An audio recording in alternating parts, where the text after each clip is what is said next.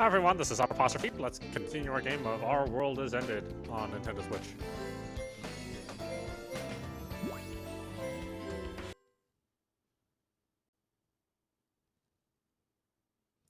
Wari-san is so shocked that his voice is hoarse.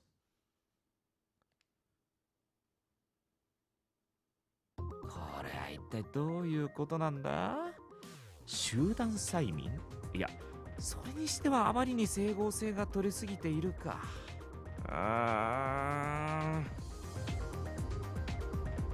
He folds his arm and thinks. A short while passes, but he doesn't seem to come up with an answer. どうでもいいけど、今日はもう休ませてくれない？夢とは思えないぐらいに疲れてしまっているのよ。And with her there, I feel so tired. Or I'm with her there. I feel so tired. You think I'd actually fought the monster? まあそうだね。今晩のところは解散して、各自ゆっくり体を休めてくれよ。この現象に関する検証はまた明日にしよう。Even Awari-san looks fatigued. The way he cracks his neck and makes it clear that this whole experience gave him some stiff shoulders. しかし、本当にどういうことなんだ？まるで狐にでも化かされたような気分だね。Naturally, none of us replied to him. Though he let us go, I really didn't feel like leaving the office building. I'm too uneasy. I mean, what would I do if that role-playing map phenomenon happens again? Still, I don't need to spend the night here. I should feel like I've been here for 2 days. I want to go back to my apartment at least once. The shower I took wasn't real either, so I still feel Yunasan's shaved ice syrup on my back. Yunasan and Asana-san and Yunasan left a short while ago, and they're not coming back, so I decided to leave too. I go through the night town, heading for the Asuka Station's Tobu line. Soon enough, I reach the Kaminoraman station, street. Upon reaching Kaminoraman itself, I stop in place. I'm not gonna pronounce that right. Don't expect that. I'm close to where it happened. I could come this far in that dream too. The loop starts a bit further on when trying to cross the intersection before Asuka Station. Before the Asuka Station. A chill goes down my spine as I remember the hell from back then. I see the Asuka Station right in front of me. It's so close yet feels so distant. 大丈夫だ。もう悪夢は終わったんだから。I convince myself and walk forward. I pass the intersection before the station, towards the station itself, and arrived at it. Even though it's late in the evening, the station is still full of people returning back home. The dream world didn't have a single person anywhere. It was so desolate. I should have realized that something was wrong just because of that. Oh man, the night where it's actually over. I'm overwhelmed by relief. I use my card to pass the ticket barrier and go to the Tobu Line's platform. I'm just in time for the train, so I quickly run inside. Thankfully, it's not particularly crowded, so I just grab an open seat. Looks like there's still some time until it takes off. I patiently wait for the time. Remember me, what was up with that experience? I know that I won't get any answers just by thinking about it, but I can't help it. I think most of us somewhat understood that the sealed Asakusa wasn't the real world. The role-playing map phenomenon, and game NPCs and monsters made manifest. Such things just cannot happen in reality. Even so, it was just too realistic for me to write off as just another dream. I can still feel the remains of the feeling of holding the climax blade. The experience was both extremely strange and incomprehensible. The bell rings. I raise my face and see something that makes me gasp.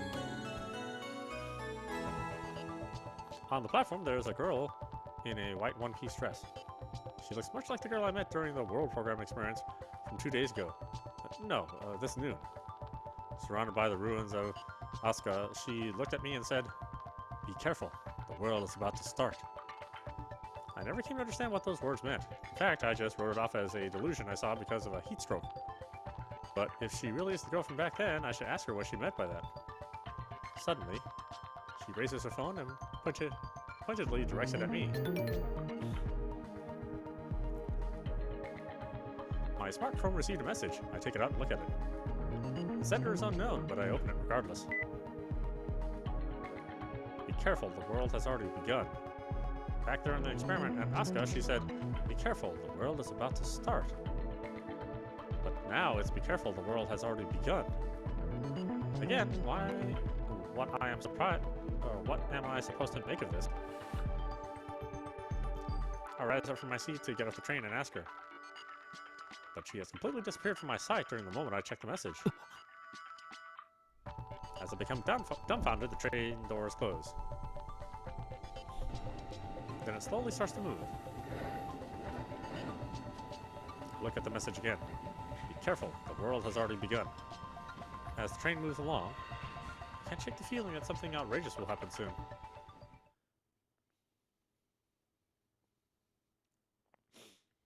Chapter 3. Our World Has Danced. Black Man's Raid.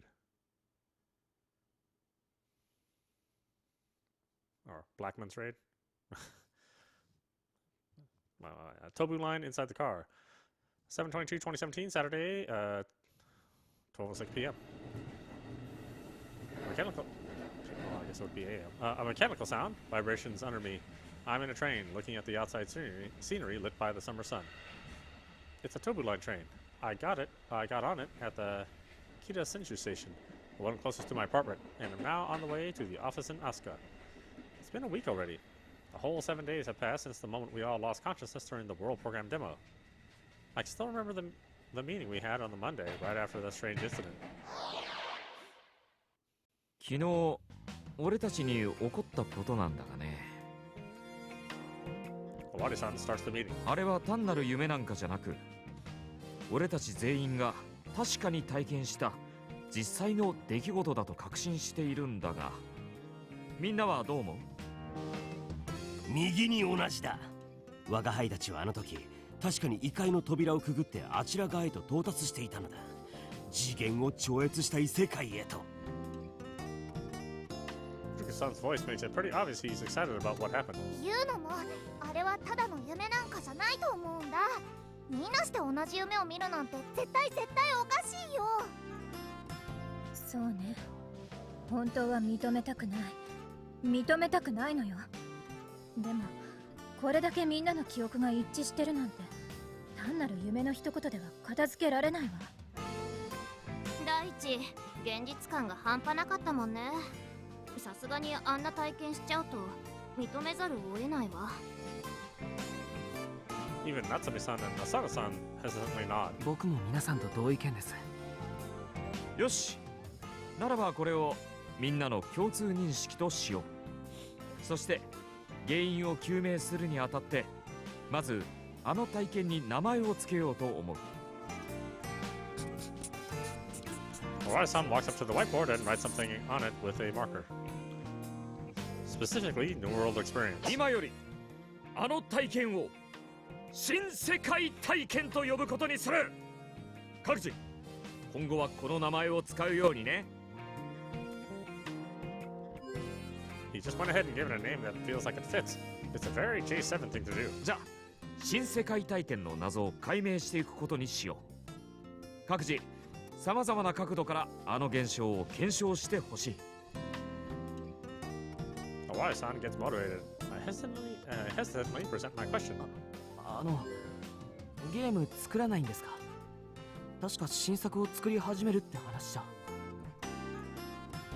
He doesn't even listen to me. There's nothing in his head but the examination of the NWE. そうだ。世界中で同じような事例がないかどうかも探してみる価値があるかもしれないね。レイジ君、この仕事は君に任せようか。なんだね、その気の抜けた返事は。俺たちの手であの摩訶不思議な新世界体験の謎を解き明かさなければならないんだよ。気合と情熱を持って全力で取り組もうじゃないか。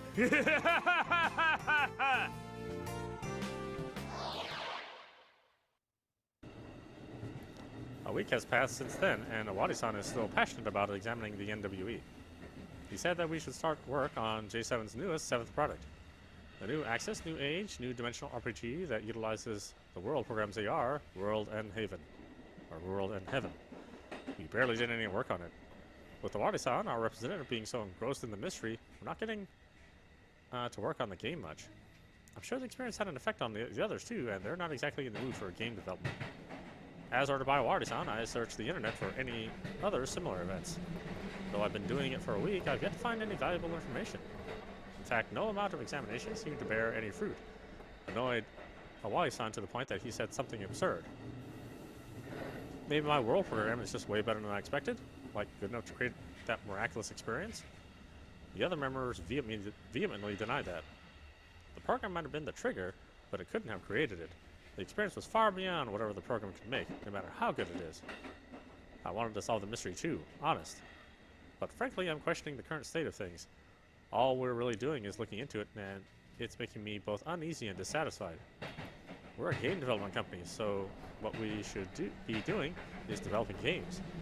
In fact, that's what I want to do. The train arrives at the Asakusa station. Guess I'm about to start another day of nothing but internet browsing. Slightly annoyed, I get off the train.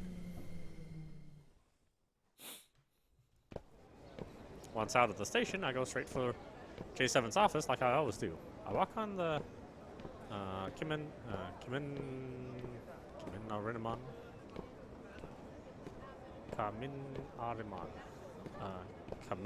Street. Fuck that word. Then turn right and follow the Roku northwards. As I casually make my way to the base, I encounter a certain girl.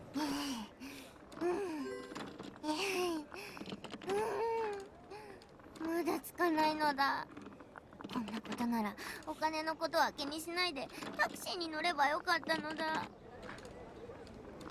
She's clearly a foreigner. The girl has light blonde hair and is about 120 centimeters tall. She's probably in elementary school. She's dragging a large suitcase behind her. It's clearly too big considering how petite she is. It has casters on it, but she's still pulling it with a face as red as a tomato. There's no doubt that it's packed to the limit. もうちょっとなのだ。ゴールは近いのだ。えいえいおー。 She cheers herself on and keeps moving forward, making me want to cheer for her too. Suddenly, there's an accident. The girl slips on something. She falls on her behind, but it doesn't end there. The suitcase was full of stuff that she couldn't possibly close it properly. The moment it dropped to the ground, it opened up, letting the contents spread all around it. Clothes, sweets, plush toys scattered all over the path. The girl starts shouting. にゃにゃ、なぜにこんなところにバナナが。それも皮じゃなくて身の方が。わけがわからないのだ。 Looks like she slipped on a banana. I can't understand her shock. Or I can understand her shock though. Why the fruit? Why not the peel? はっ、これはもしかするとあの変態の陰謀なのか。 She gasps. そうに違いないのだ。きっとどこかから盗撮して美少女のパンツ丸見え動画をサブチャンにアップするのに違いないのだ。変態許すまじなのだ。 She starts throwing a tantrum. I gotta say, I'm quite impressed by how fluent she is in Japanese. I'm also surprised that she used the word perv. Only one person comes to mind upon hearing that, Owari-san. But I really don't think that he was the one who placed the banana there. If he did, he would have surely used the peel. Also, from what I know of him, he prefers a mature, glamorous sort of woman. He's not a lolicon, thankfully. What just happened before me is just an unfortunate accident. Nothing more and nothing less. I call out to her, yeah. I'm not too fond of the idea of just leaving her in this situation. 君大丈夫？ I walk up to and talk to her. For a moment, she seems to make a happy face. But then she suddenly glares at me with those blue eyes of hers. これが大丈夫に見えるのか。パンツ丸見え動画がアップされちゃうのだぞ。ターニャの人生はお先真っ暗なのだ。 She loudly whines, then gives me a suspicious look. ひょっとしてお前もターニャのパンツが目的なのか。親切なふりをして声をかけて油断したターニャに何かいたずらをするつもりなんだな。この国は変態の巣窟なのだ。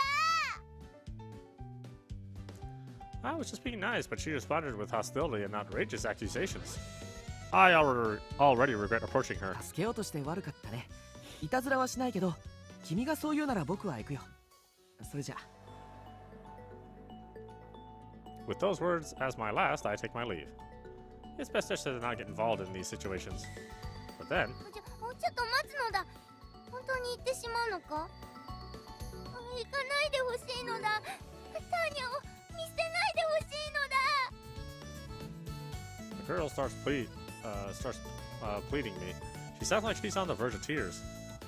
Though she seems to be a bit of a frustrating character, she's a lone little girl who had her things scattered all over the place. She must be feeling really helpless. While considering that, I suddenly realized something important. It's her voice. I actually know a person that sounds just like her. It's Tatiana-san, J7 sub-programmer who's currently in a lab in Hokkaido. It's not just her voice, her mannerisms of speaking is similar too. But this can't be her, right? I mean, Tatiana-san's supposed to be a sexy, glamorous, mature woman. Well, yeah, I know that's just my assumption, but still, this can't be her. Tatiana-san is a genius programmer that rivals Awada-san, and I can't imagine her being this little girl. そこのあなた、昼間っから往来で幼女にいたずらしていると、この国では逮捕されるわよ。To my shock, I'm suddenly addressed by Natsume-san. She rarely leaves the office building, so this encounter is downright miraculous. 夏美さん、それは誤解です。というか助けてください。夏美、そうか、お前がバナナトラップの犯人だな。 Apparently, the girl knows her. あれ、夏美さん、ひょっとしてこの子のこと知ってるんですか？いいえ、知らないわ。じゃあね。And just like that, she starts walking away. ちょっと待つのだ。無視するな。こら、夏美、夏美、夏美。 Natsume-san finally stops and turns around. She gives the girl a glare so cold you'd think she'd freeze. Though I'm looking from this side, I can actually tell that the girl is shaken. いや、間違えたのだ。夏美さん。無視するな。なのです。 Natsumi-san responds with a sigh. 相変わらず目上の者に対する礼儀がなっていないようね、タチアナ。Tatiana. I hear the name all too clearly. Wait, so this girl is Tatiana-san? The final J7 member? Tatiana Alexandrova Sharapova? I really don't want to believe that, but even so, I hesitantly asked Natsume-san for confirmation. 夏美さん、ひょっとしてこの子が北海道にいるジャッジメントセブンのメンバーのタチアナさんなんですか？待つのだ。ターニャはジャッジメントセブンなんていう変態チームの一員になんかなってないぞ。勘違いするな。 She seems angry. ええ、そうよ。この幼女は私たちの仲間でも何でもないわ。だからあなたも放っておいて、早く基地に来ることね。This time, not somebody leaves for real. そうやって思いっきり否定されると、なんか悲しいのだ。 The girl sounds genuinely pained. But a moment later, she looks up at me. もしかしてお前もジャッジメントセブンのメンバーなのか？そうだけど。そうか、分かったぞ。お前がレイジだな。うん。 Upon hearing that, the girl starts acting haughty. だったら最初から言ってほしかったぞ。そうすれば話が早かったのだ。さあレイジ、ターニャの荷物を拾い集めてスーツケースに詰め直すのだ。え？ほら、さっさと始めるのだ。Why me? I would have said that out loud, but, well, I can't just leave all this stuff here. I gather the scattered items and put them back in the suitcase and close it properly so that it doesn't burst open again. じゃあ早く基地に行くのだ。スーツケースはレイジが引っ張るのだ。 She struts off forward, and I follow her while doing as I'm told. I've yet to acknowledge the fact that this little girl is the same Tatiana-san that I heard over the voice chat. The situation and her behavior makes it pretty obvious that she is, but something inside me is vehemently refusing to accept it. It's probably that, no, it's clearly that. I just want to keep the dream alive. Cling to the illusion that Tatiana-san is a sexy, glamorous blonde lady.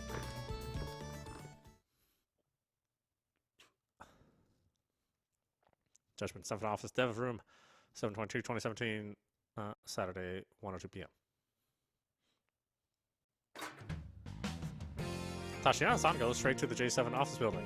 I didn't need to give her any help finding the place. にゃんにゃんにゃんにゃん、ターニャのお出ましなのだ。皆の者驚くのだ。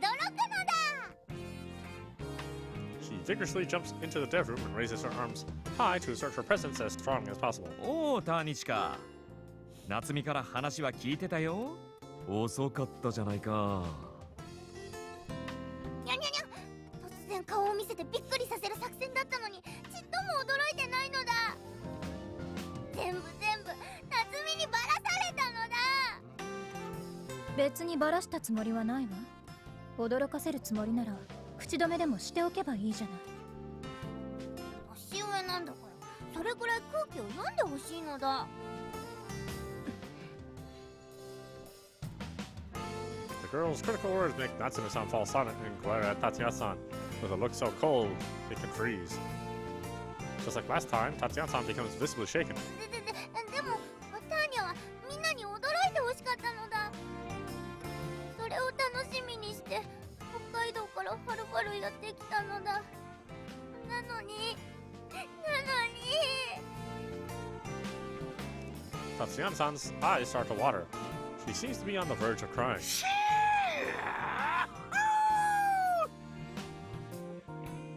Iruka-san's weird scream makes Tatsuya-san jump in surprise. どうだタチアナ、我が輩がしっかり驚いてやったぞ。これで満足だろう。 Iruka-san, you're actually surprising her.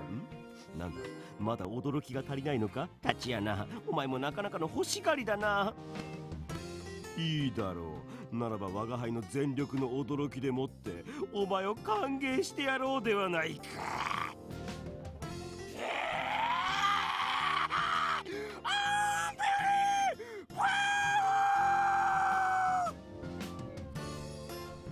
もう十分だぞ。イルカ、うるさいからやめるのだ。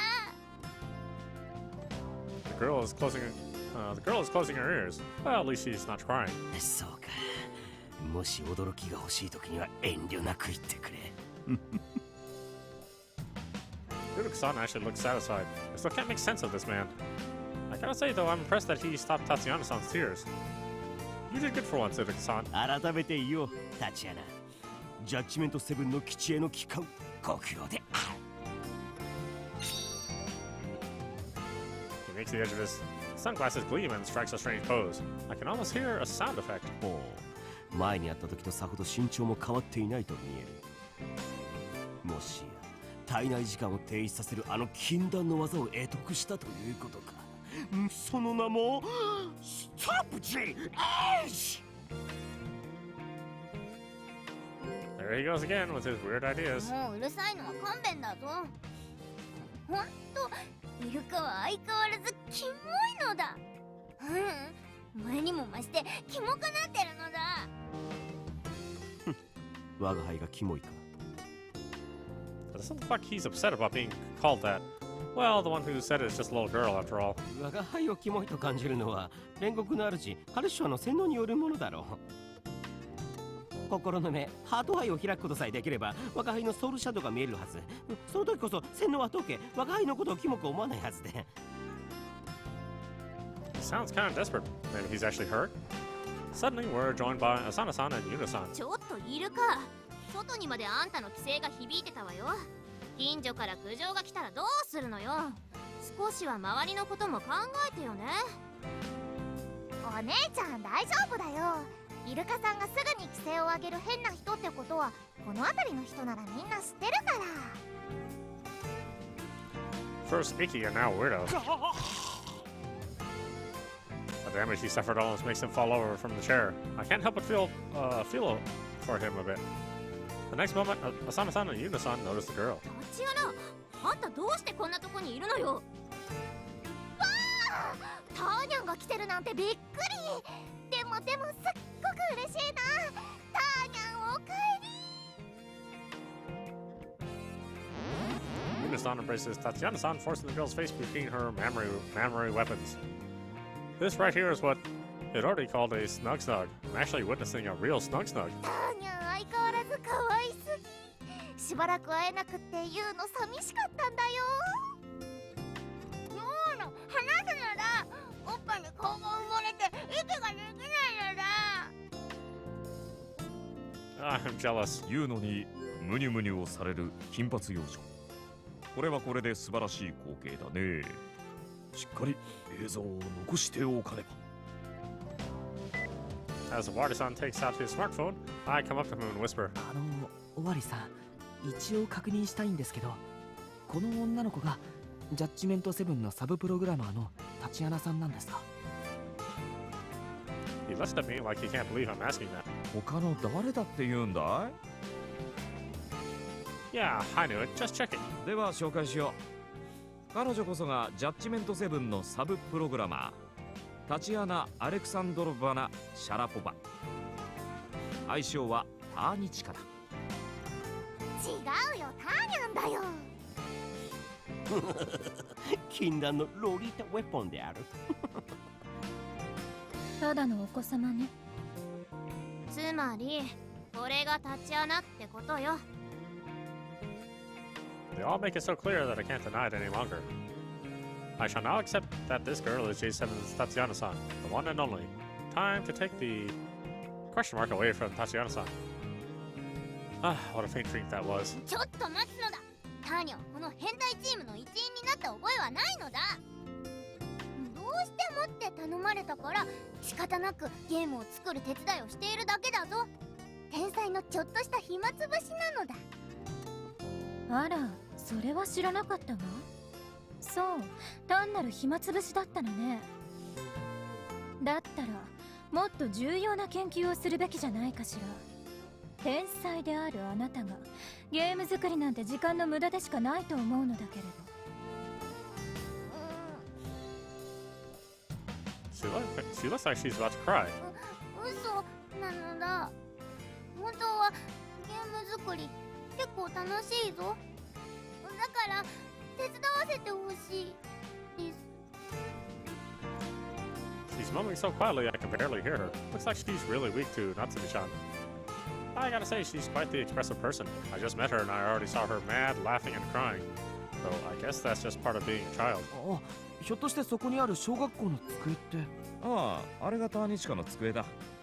北海道の学校が夏休みや冬休みの時には長期滞在して作業をしてもらうこともあるからね。He gives a plain reply. I'm glad to finally have an answer to question I had since I started working here, but I can't deny how disappointed I am. Man, I wanted to cling to my dream for a while longer. As I make a distant look, Yuriki-san calls out to me. レイジ、どうしたのだ？さっきからほうけたような顔をしているではないか。いや、何でもありません。ただちょっと驚いてただけです。タチアナさんが小学生だったなんて想像もしてなかったんで。今のは聞き捨てならないぞ。ターニは小学生なんかじゃない。もう中学生、立派なお姉さんなのだ。最近は胸だって膨らんできたんだぞ。セクシーボディまであと少しなのだ。 She proudly puffs her chest. Despite what she says, her body has nearly no curves. Even our resident washboard, Asano-san, has bigger breasts, I think. Also, her looks aren't the only reason I assume she's in elementary school.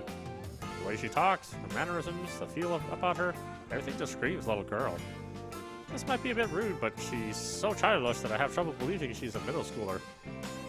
I'm also having trouble accepting that this is a genius programmer with skills recognized by Wadi-san, and I'm sure most people would relate. それでターニチカ、今回はいつまでいられるんだ？夏休みいっぱいはここにいるつもりだぞ。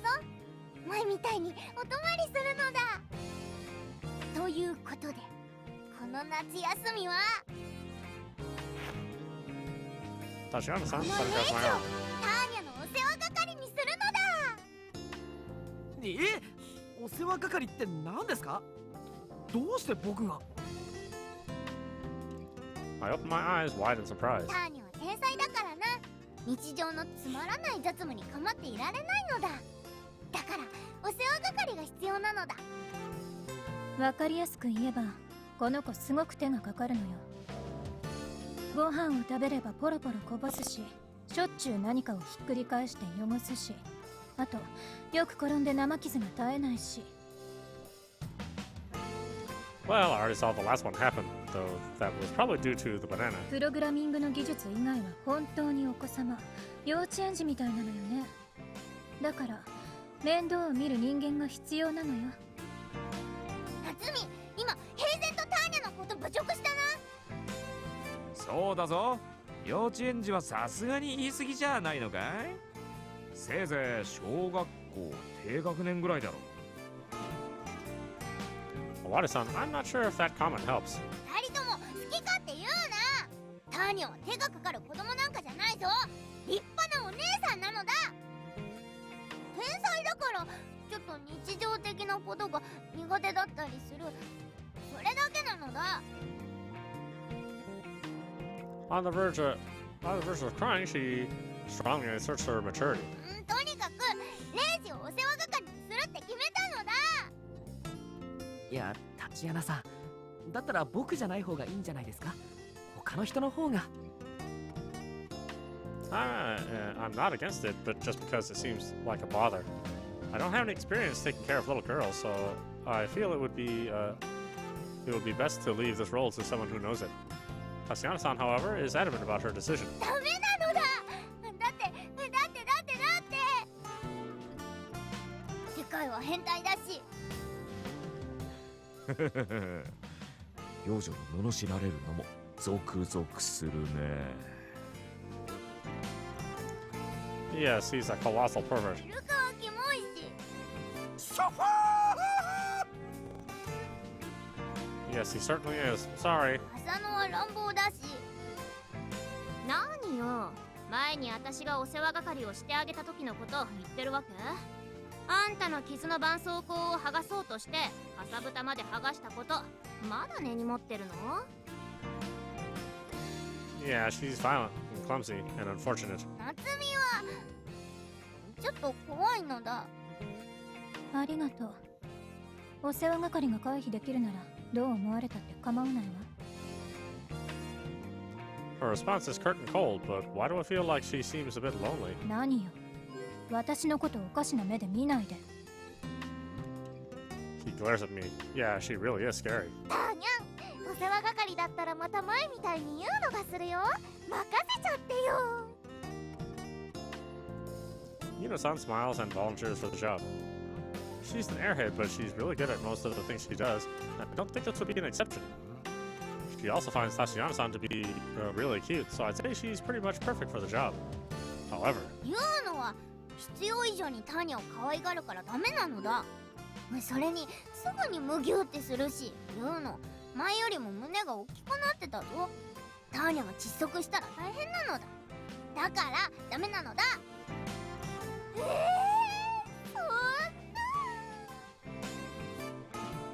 she sounds genuinely down. That aside, Tatiana-san just said something of great importance.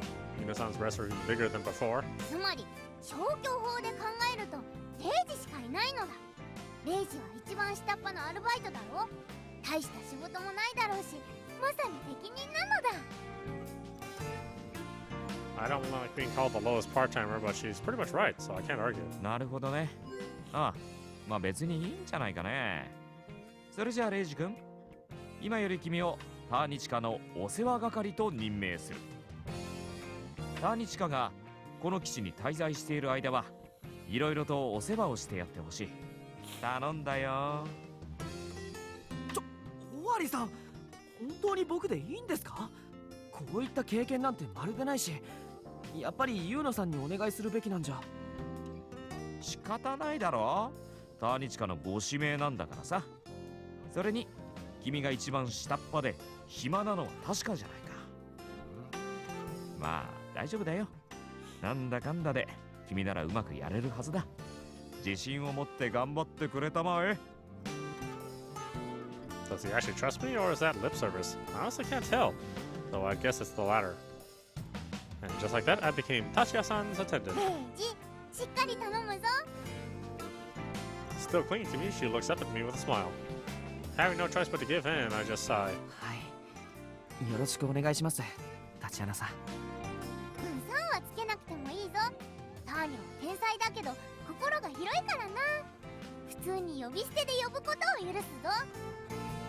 あと敬語なんかも不要だぞ。ターニはそういう堅苦しいのは嫌いなのだ。 Normally, I'd be adverse to treating a senior at work like I would a normal friend. But in her case and with her looks, I have no trouble making an exception. 分かった。タチアナ、しばらくの間だけどよろしく。レイジ、よろしくなのだ。じゃあ早速荷ほどきをするぞ。必要なものを出さなきゃだからな。お、でもどさくさに紛れてターニュのパンツを取ったりしたらダメだぞ。そんなことしないって。冗談なのだ。レイジはリアクションが面白いぞ。これなら楽しめそうなのだ。ターニャのお世話係ができるなんてレイジ君すっごく羨ましいな。レイジがお世話係ね。息も合ってるみたいだし仲良くやっていけるんじゃない？一応言っておくけれど、調子に乗っていたずらなんてしないようにね。そんなことをしたら即座に通報させてもらうから。やめてくださいよ。僕そんなことしませんから。よし、じゃあレイジ君とターニチカは荷ほどきを済ませてきてくれ。そしたらセブン評議会を開くからな。新作のワールドエンドヘブンの話だな。あれから全然連絡がなかったからどんなことになってるのか楽しみなのだ。A part of me is hoping that her arrival will finally make us get back to work on the new game. But alas. いや、議題は新作の話じゃない。もちろん新世界体験の検証に決まっているじゃないか。新世界体験。なんか世界からのメールに書いてあったやつだな。夢みたいな状況で全員が同じ体験をしたとか。あれって世界の冗談じゃなかったのか？ She's mentally a child, and even she thinks that the whole thing seems like a joke. Well, it's the normal reaction. 冗談などではない。あれは実際に確実に俺たちに起こった不可思議な現実だったんだ。ターニチカの頭脳と技術力があれば本格的な検証を行うことができる。あの謎を絶対に解き明かすのだ。尾張さん。As he becomes fired up, I give him a single question. ゲーム作らないんですか？ I'd like us to stop clinging to that mysterious phenomenon and just focus on our real job, game development. Our days here are bound to be way more fun if we do. However, Owari-san shoots me down with a phrase as cold as it is curt. ゲームなんか作っている場合かね。Really? Waste? You're the boss here. You can't say that. We gathered at the meeting place deeper in the dev room. Normally we'd prepare tons of snacks and juice, but sadly everyone already had lunch. That's why the only things on the table right now are highly limited and basic. Part of me thinks that we might as well have nothing at all, but Owari-san seems to believe that a 7 council is complete without snacks and drinks. ターニャはレイジの隣に座るのだ。ちゃんとお世話するのだぞ。Tatiana-san sits next to me and places the machine hanging over her shoulders on the table. タチアナ、それは？これはハンドヘルド PC なのだ。市販の PC を改造して作った特別仕様なのだぞ。これさえあればどこでも本格的なプログラムが組めるのだ。She seems proud of it. それよりレイジ、ターニャが頼んだものちゃんと買ってきてくれたのか？ああ、ついさっきコンビニに行って調達してきたよ。ご苦労なのだ。ターニャが欲しいと言ったらすぐに用意するのだぞ。よし、それでは始めようではないか。Owari-san stands up and clears his throat. ジャッジメント7、総勢7名がここに集結した。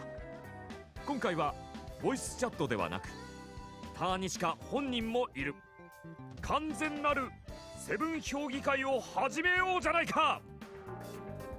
パーフェクトサポーカフレッシュうわ Naturally, everyone ignores Iruka-san's weird shouting. We go on to talk about the New World experience with Tatiana involved. First, a review. We bring up the things we realized about the experience. 今更だけど、浅草から出られないってことかな。私たち以外には他の人間が見当たらないのも重要なことだわ。エロリーちゃんとベロベロスを忘れちゃダメだよ。我が輩たちが想像し、想像したゲームのキャラやモンスターが具現化していること、実に興味深い現象だ。現実の世界とは時間の進み方が違っていましたよね。向こうで丸2日過ごしたのに、こっちではほんの数時間しか経っていませんでした。As we talk, Awari-san writes the points down on the whiteboard. We went through this many times over the week, so it feels kind of stale. The only reason we're doing this is probably because Awari-san wants Tatiana to hear about the New World experience live. However, it doesn't work. Tatiana hasn't experienced it for herself, so she doesn't seem to believe us all. She looks bored and mostly just ignores what we're saying.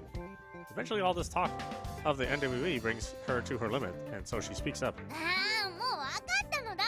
みんなしていつまでもわけのわからないことを言うなら、ターニャが力を貸してやるのだ。Tatiana boots up her handheld PC and places her fingers on the keyboard. ターニャ何するの？世界が作ったワールドプログラムを検証するためのプログラム、それを組み立てるのだ。お、やってくれるか、タニチカ。Awari-san sounds overjoyed. 実は少し前から頼んではいたんだ。だがなかなかうんと言ってくれなくてね。世界のプログラムは変態的だから解析が面倒なのだ。だから嫌だったのだ。でもゲームも作らずおかしなことばかり話し合ってるお前たちを見て気が変わったぞ。ターニャが検証プログラムを完成させて、そんな体験はありえないってことを証明してやるのだ。世界基地のサーバーにつなぐぞ。Tatiana-san starts clicking away at her keyboard at incredible speeds. She's so fast that she almost makes me forget how childish she's been until now. I'm impressed that she can type so fast without making her fingers touch each other. レイジ、あれを用意するのだ。She says that without even stopping. ああ、あれね。I take out what she asked me to buy. It's a large bunch of chocolate snack called Home Run Chocolate Bar. 食べさせるのだ。はいはい。I unwrap one of them and put it in her mouth. She bites into it and starts chewing. Even then, her hands don't stop working. I can see now why she's considered a genius. Though I'm quite bothered by the mess around her mouth. She's eating so wildly that she's got melted chocolate all over her cheeks.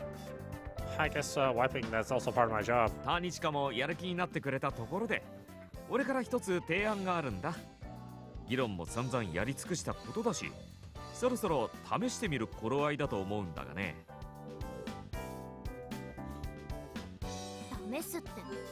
おい、あんたまさか。そのまさかだよ。もう一度新世界体験をしてみようじゃないか。His suggestion prompts an uproar from everyone except Tatiana, who's too busy working. We haven't gone to the other Asuka since last week's incident. One reason for that was the fact that we wanted to find out what caused it, but more than that, we were just scared. There was the obvious threat of the Velavel's prime, but all the unexplainable phenomenon made us seriously uneasy too. 冗談じゃないわよ。向こうには変態が考えた極上ベロベロスが控えてんのよ。私たちが捕まっていやらしいことされたらどうすんのよ。私たちという言い方は適切ではないわ。だって浅野、あなたは大丈夫なのだから。Even in this situation, Natsumi-chan doesn't forget her rational comments. 何よ、夏美。人の言葉の上げ足なんか取って。あんた、性格悪いわよ。絶対友達いないでしょ。ええ、友達なんていないわ。でもそれが何だというの？私には必要のないものだし。夏美、それってなんていうか知ってる？痩せ我慢とか開き直りっていうのよ。Natsumi-san becomes visibly displeased, then goes back to her usual self. ま、そういうあなたも友達は少ないと聞いているわ。何せ一人カラオケ大会を開くぐらいだものね。一人カラオケの何が悪いのよ。それに私は好きでやってんの。決して友達がいないからじゃないんだから。 As they go out of control, Wadi-san steps in to stop them.